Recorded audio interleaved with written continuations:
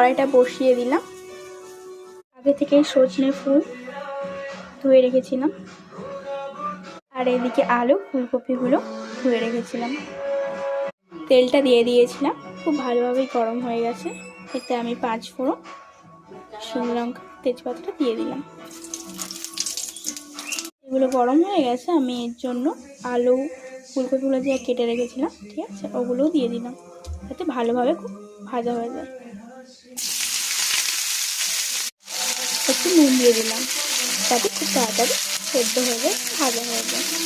সামান্য রঙের জন্য একটু হলুদ দিয়ে দিলাম, আর পোড়ানোটা আর হলুদ দেবো না, ভালো করে ভেজে নেব। সিদ্ধ হবে, ভাজা হবে, তাই আমি একটু চাপা দিয়ে দিচ্ছি।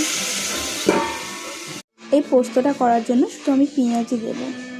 পেঁয়াজটা কুচানো হয়ে গেছে, এবার আমি ভেজে নেব। ফুলকপি আলুগুলো খুব সুন্দর ভাজা হয়ে গেছে, এর মধ্যে আমি পেঁয়াজগুলো ভেজে নেব একসাথে। এগুলো দিয়ে খুব সুন্দরভাবে নেড়ে নিলাম।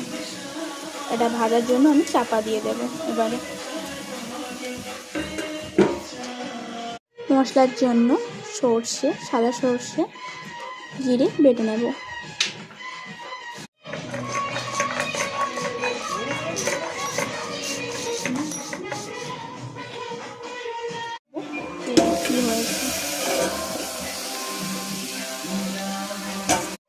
খুব সুন্দরই দুটো জিনিস খুব ভাজা হয়ে গেছে। এবার আমি সজনে ফুলটা এর সঙ্গে দিয়ে দেবো ভাজার জন্য।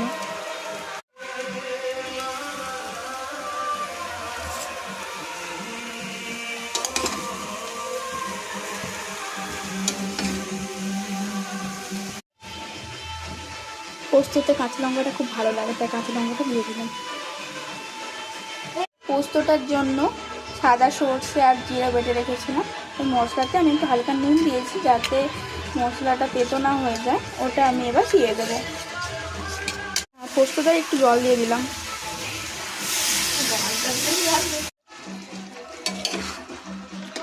এত সুন্দর গন্ধ বেরিয়েছে না, কি বলবো।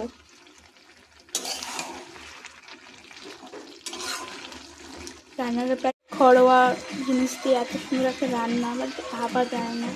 আর সজনে ফুল তো খুবই গুরুত্বপূর্ণ আমাদের শরীরে অনেক কিছু।